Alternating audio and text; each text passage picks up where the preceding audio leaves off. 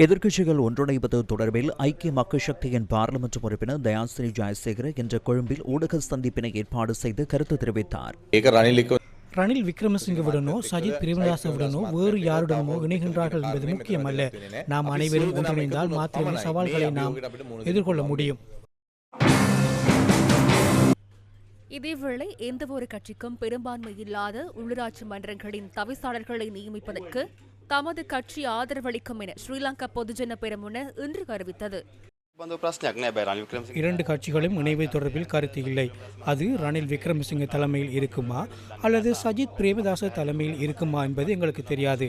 நாங்கள் மக்கள் ஆணைக்கு அமைய தெளிவாக செயற்பட்டு வருகின்றோம். கட்சிகளுடன் இணைவது தொடர்பில் இன்னும் அதிக கலந்துரையாட வேண்டியுள்ளது.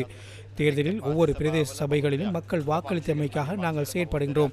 தனிக்கட்சிக்கு பெரும்பான்மை இல்லாத பிரதேச சபைகள் ஒவ்வொன்றிலும் பெரும்பான்மைக்கு ஆதரவான ஒருவரை தலைவராக நியமிப்பதை நாங்கள் ஆதரிக்கின்றோம்.